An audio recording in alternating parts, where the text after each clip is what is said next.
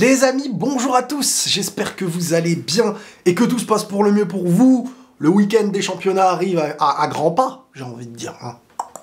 Bon, aujourd'hui, on va revenir sur vos questions de l'actualité foot, parce que oui, sur la chaîne, les vidéos de Riles, c'est les vidéos de Riles, mais c'est aussi vous.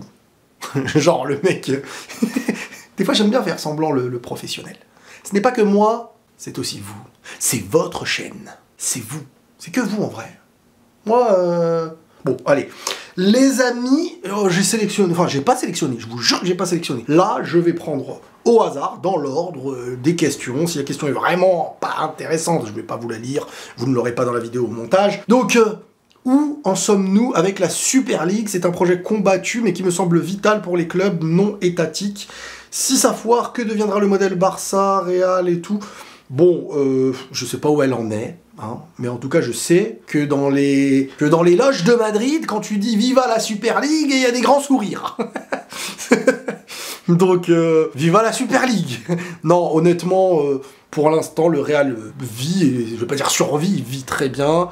C'est des clubs, le Barça aussi, c'est des clubs qui attirent par leur institution. Dans 10 ans, dans 20 ans, dans 30 ans, je sais pas ce que ça donnera. Le Real a un nouveau stade. Le Real je vais pas dire à anticiper, parce que j'en sais rien, mais le Real, en tout cas, a de quoi générer beaucoup d'argent. Et le Barça, c'est le Barça, hein, voilà. Il y a des joueurs qui décident d'aller au Barça en étant payés moins cher et tout. Et puis, t'as une fabrication. T'as la Masia, t'as des jeunes qui grandissent. Donc, en vrai de vrai, pour l'instant, c'est pas trop un sujet à mes yeux, hein. Je suis pas hyper renseigné sur tout ça. Je sais que ça va faire beaucoup et peut-être trop vite, mais penses-tu que le Barça ou Arsenal ont l'armada pour se rendre à Wembley? Donc Wembley, la finale de la Ligue des Champions 2023-2024, après avoir passé 4 ans dans la sauce et en Europa. Ah, merci beaucoup, Riles. Alors, personnellement, à mes yeux, je vous le dis tout de suite, Barcelone montre un visage capable. Maintenant...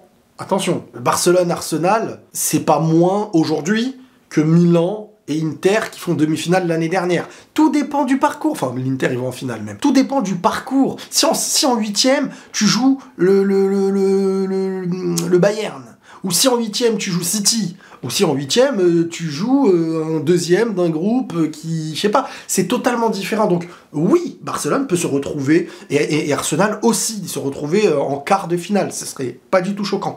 Mais la Ligue des Champions, c'est parfois l'un des deux, qui sont deux grands, qui doit passer. Que penses-tu des déclarations de Messi sur la non-reconnaissance du PSG après avoir gagné la Coupe du Monde?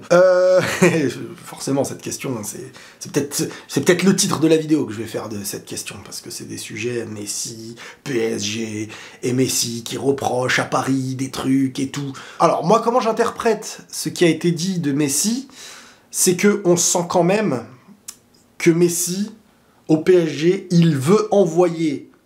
Enfin, Messi actuellement veut envoyer le message, c'est son ressenti. Je pense que Paris ne s'est pas comporté dans l'institution du club avec Messi comme tous les autres clubs se seraient comportés.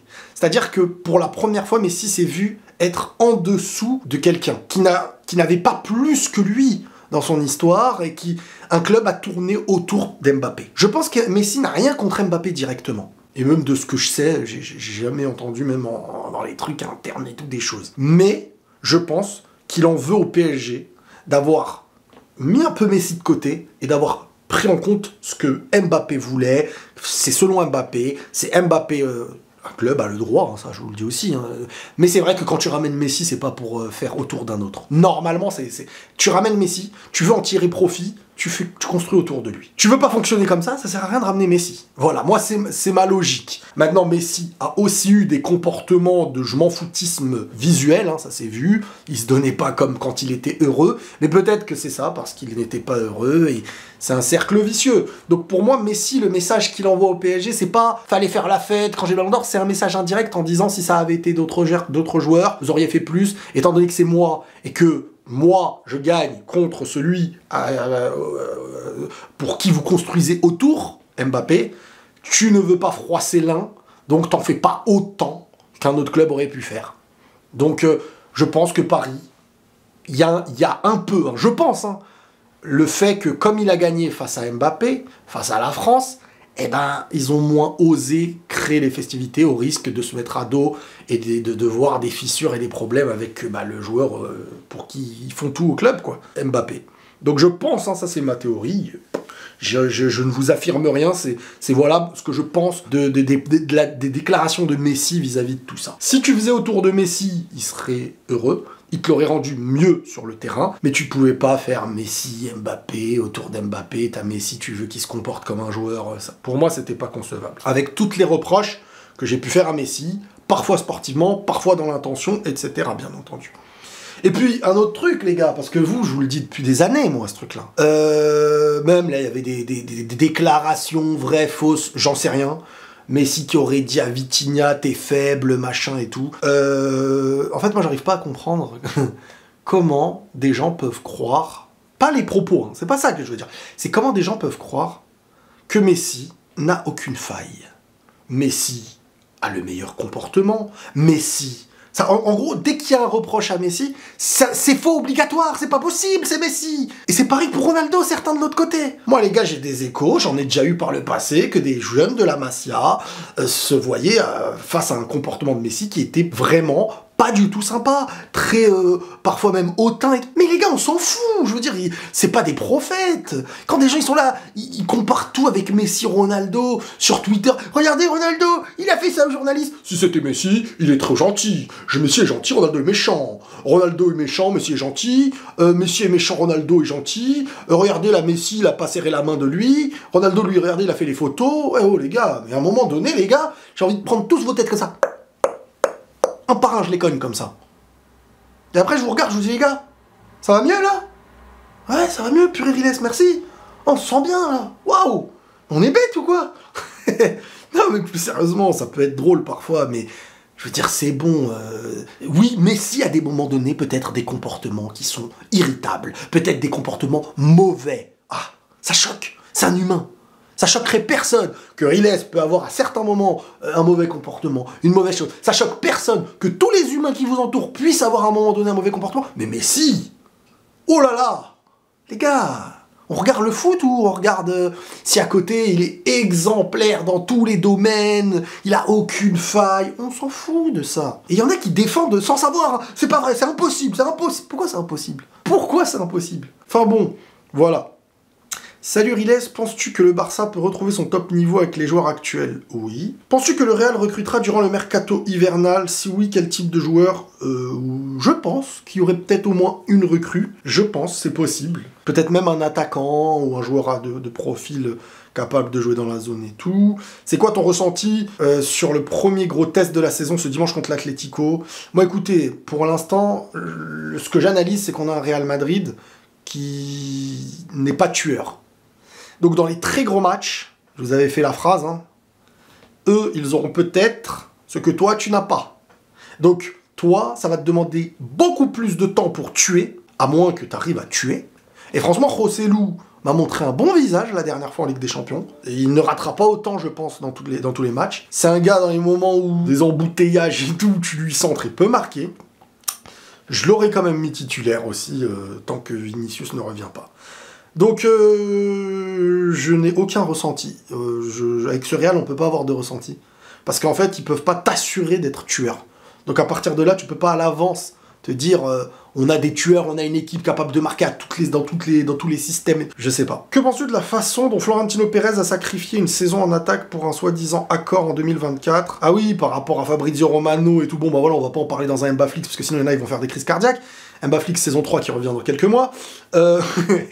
Non mais en fait, Fabrizio Romano a dit que selon ce qu'il entend, il y a de fortes chances, c'est pas des infos, hein, mais comprenez, en gros, Mbappé n'a pas prolongé avec le PSG. Et pour ne pas avoir à prolonger, mais jouer, ils ont trouvé un accord, c'est-à-dire, il a laissé, de ce qui se dit, j'avais vraiment du mal à y croire, mais de ce qui se dit de plus en plus, il aurait abandonné ce que le PSG lui devrait en cas de fidélité de rester, quoi. Donc, ça voudrait dire que l'histoire de presque 100 millions, pas loin de 100 millions, il a accepté de ne pas les toucher, pour ne pas avoir à prolonger. Parce qu'en fait, c'était soit il prolonge, soit il joue pas. Ou soit il s'en va. Il est resté. Donc soit il prolonge. Mais pourquoi il prolonge pas? Donc si il sacrifie de l'argent pour ne pas avoir à prolonger, et en plus t'as Fabrizio Romano qui dit 2024, il y a de fortes chances que ce serait pour le Real, voilà la tendance du moment qui ne veut rien dire avec les Mbappé, je veux dire. On pourrait apprendre à la dernière minute, prolongation, j'en sais rien. Je sais juste, et je suis convaincu de ça, que l'histoire Mbappé avec le Real sera terminée, en fait. C'est fini. C'est-à-dire, soit il arrive à Madrid, 2024, soit c'est fini. Parce que Madrid ne peut pas attendre 2, 3, 4, 5 ans sans attaquant. Donc ils vont devoir prendre un attaquant de classe mondiale, et au final, tu pourras plus... C'est-à-dire que tu auras Vinicius à gauche et un attaquant de classe mondiale. Donc Mbappé n'existera plus dans le projet. Donc soit, et ça je pense qu'il en est conscient, soit ça va être... janvier, une signature pour venir l'année prochaine, soit l'été prochain dans le mercato, soit c'est fini avec Mbappé et le Real Madrid. Et là, il prolongera ou il ira je ne sais où. Donc maintenant, voilà, pour bien vous mettre dans le bain, je vous ai expliqué, qu'est-ce que je pense du sacrifice du Real Madrid de jouer sans véritable numéro 9 pour un pseudo-accord 2024. Bah écoutez, moi je vous ai toujours dit, et c'était ma vision, j'espère que vous l'avez bien comprise. Début de mercato juin 2023, là, il y a quelques mois, j'ai dit, il faut Harry Kane. Il n'y a pas d'autre option. C'était ma pensée première. J'ai dit, la seule chose qui pourrait faire en sorte que ce soit pas Harry Kane, c'est que Mbappé et Florentino sont clairement en train de faire une magouille. Et juste après, on apprend que Mbappé peut venir cet été. Donc je dis, en fait, ça résout tout. Pas besoin de mettre plus d'argent pour un joueur quand même qui a un certain âge. Tu peux avoir Mbappé, tu mets l'argent, t'as Mbappé, c'est fini, le PSG comptait le lâcher, il n'y avait pas de problème. Donc là, j'ai basculé côté prendre Mbappé, parce que c'était cohérent. Au lieu d'attendre l'année prochaine, tu peux l'avoir cette année. Bon. Et là, tu perds Harry Kane, et tu sacrifies une année pour Mbappé 2024. Et s'il vient pas en 2024, parce que là, le Real est dans l'idée de... Le Real aurait pu se pencher sur lui. C'est le Real qui n'a pas accepté. Le Real n'a pas accepté de se pencher sur Mbappé cet été, alors même que Paris attendait. Le Real avait pour réponse en interne, bon c'est sorti aussi, le Real se dirige vers un joueur qui dit qu'il veut venir. Pas de baratin. En gros, faut dire que tu veux venir maintenant, si tu veux venir. Bellingham, il s'est battu pour venir. Il y avait City, il y avait plus d'argent, il y avait des appels de Haaland, de Pep Guardiola. Il a choisi le Real. Il touche moins en plus.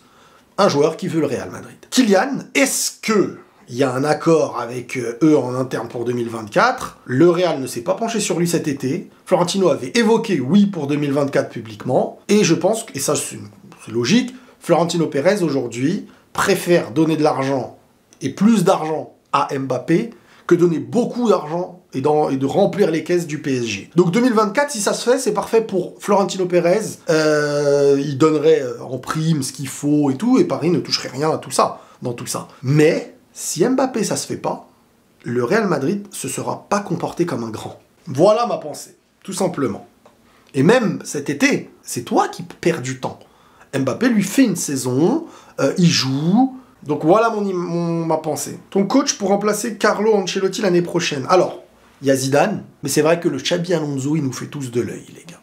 Franchement, il a l'air intelligent, cohérent, il a l'air de savoir faire jouer. Est-ce que la nouvelle ère, elle aurait pas la classe avec un petit Xabi Alonso, là, qui a l'entraînement, qui met des grosses ouvertures. Voilà, moi je dis que ce serait parfait. T'as le gars qui commence, ça y est, vraiment à s'instaurer et tout. On verra. Ça me fait de l'œil, Comme vous. Le Barça va-t-il marcher sur le Real, puis sur l'Europe? je suis habitué à vous lire dans ces questions à chaque fois. Dès que le Barça est un peu en forme, tu vois des gens... Eh les gars, on fait des tops, faites les tops des meilleurs joueurs actuels et tout, sur 2 matchs. Hein. Est-ce que vous pensez qu'on est la meilleure équipe du monde? Est-ce que, doucement, le Barça, franchement, là, ils sont à un sacré niveau. Sacrée cohérence de jeu. Fluidité. Des joueurs individuels à tous les postes. Il y a des joueurs, il y a quand même moyen de faire tourner. Ils ont un football, ils ont vraiment tout pour faire des grandes choses cette année. Mais il faut attendre, il faut être régulier.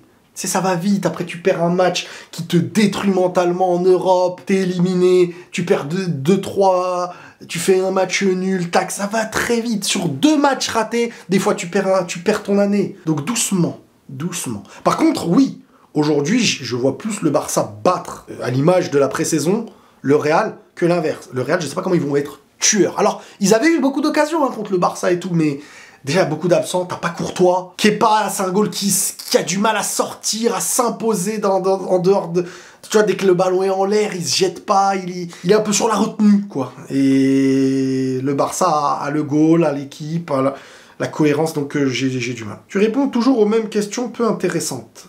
Il y a des mecs comme ça. J'appelle ça les mecs qui ne se rendent pas compte du temps qu'ils perdent dans la vie, tu vois. Moi, là, c'est mon travail. Je parle avec des gens. Je veux dire, je suis dans ma cohérence de vie. Je travaille, truc. Vous aimez bien, donc vous posez des... Et il y a des mecs, je pense, qui sont pas en paix avec eux-mêmes. Parce que quand t'es en paix avec toi-même, déjà, tu cherches pas le négatif, comme ça. L'autre, il voit ça, l'autre, tu vois le bien de chaque chose. Et en plus, tu perds pas de temps. Et tu ne fais que comme... Mais pose une question, frérot, au lieu de faire l'aigri de la life. Allez, rentre chez toi. Voilà, les amis. Prenez tous soin de vous et la paix sur vous.